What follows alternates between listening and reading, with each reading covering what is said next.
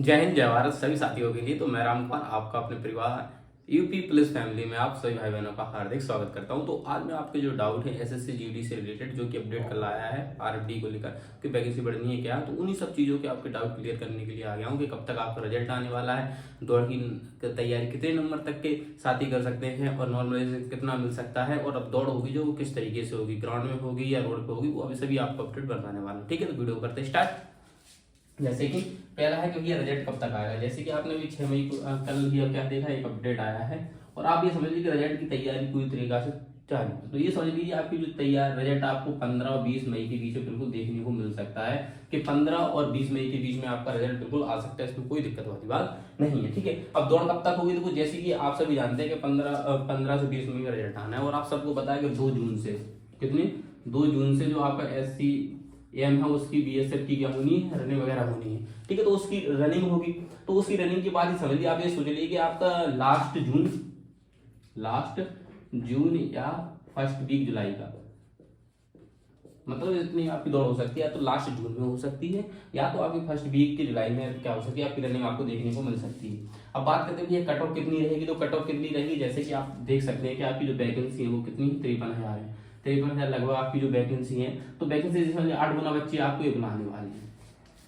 तो अब 8 गुने आपको बच्चे बुलाएंगे, तो आप आराम से देख सकते हैं कि 8 या 24 और 8 45 42, तो मतलब 4,24,000 लड़कों को बुलाने वाले हैं रनिंग के लिए। ठीक है, और जो आप सब जानते हैं कि रनिंग की जो हेतु होती है वो रिजल्ट आता है तो रनिंग के नंबर अलग रहते हैं और जो फाइनल सिलेक्शन होता है उसके नंबर अलग हो जाते हैं। ठीक है, तो इसी प्रकार से आपका जो 4,24,000 लड़कों को बुलाया जा सकता है।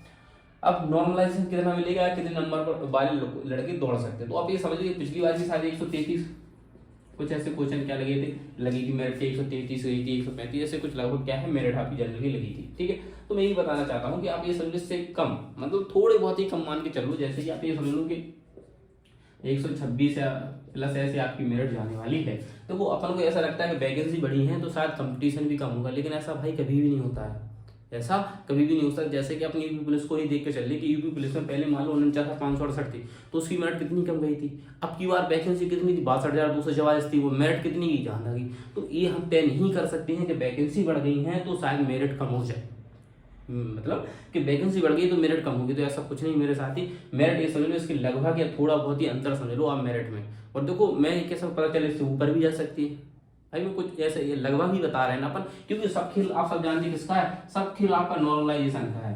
पता है नॉर्मलाइजेशन वजह से किसी को अच्छे नंबर मिल जाए तो मेरिट ज्यादा है चली से, ऐसा भी हो सकता है, और कम मिले तो कम। तो ये समझ लो नॉर्मलाइजेशन आप मान सकते हैं आपके नंबर कम से कम 10 और 15 के बीच में तो आपके नंबर बढ़ने ही है नॉर्मलाइजेशन में, तो नॉर्मल बात है आप सबको। ठीक है, और कितने नंबर वाले दौड़ की तैयारी कर, तो मैं यही बताना चाहता हूँ, तो जिनके नंबर आते हैं 126 ऐसे कुछ सही रहते तो वो मान के चल ले कि हाँ बिल्कुल हम दौड़ की तैयारी कर सकते हैं, तो नंबर 126 नंबर बिल्कुल सोच सकते हैं हम तैयारी कर सकते हैं। इसी हिसाब से अपने लगा लें 8 नंबर कम करके, वहाँ 9 नंबर कम करके मान लें कि एसटी कितने कम होंगे, फिर इसी हिसाब से लगा सकते हैं कि बस 1 2 3 नंबर ओबीसी के, फिर ईडब्ल्यूएस के, फिर एससी के, फिर एसटी के, ऐसे अपने अनुसार मान सकते हैं। हाँ नंबर हमारे हो कम से कम 115 प्लस तो देखो हर हाल में हो, तो वो सोचे कि हम दौड़ की तैयारी कर सकते हैं। और जितने भी साथी हैं मतलब दौड़ की बिल्कुल तैयारी कर दें, दौड़ कब तक हो मैंने आपको बता ही दिया है, और दौड़ की तैयारी बिल्कुल कर दें। अब ऐसा नहीं कि आप उसी दिन के लिए बैठे कि हम दौड़ोगे, आप सब जानते हैं कि सेम रनिंग यूपी पुलिस में भी होती है, बस वो कितनी होती है 4.8 मीटर होती है और उसके लिए कितने 25 मिनट होते हैं, और आपकी जो जीडी की रनिंग होती है वो कितनी 5 किलोमीटर होती है, उसके लिए कितने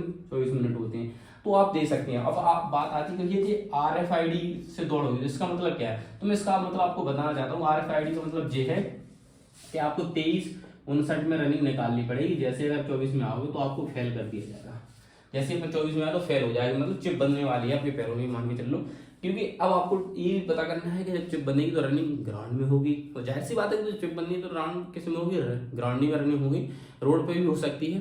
वो अनुसार जैसी अपडेट मिलेगी जैसा आएगा हम आपको जरूर बताने का प्रयास करेंगे आपकी रनिंग कैसे होने वाली है। तो फिर मान ली कि अब आपके लिए रनिंग बिल्कुल 1 आध सेकंड ऊपर नीचे हो जाता तो नीचे भी चल जाता, लेकिन अब बिल्कुल भी नहीं चलेगा। आपकी उसमें काउंट हो जाएगा कितना सेकंड बढ़ा कितना क्या, वो पूरा डिटेल खुल के आ जाएगा।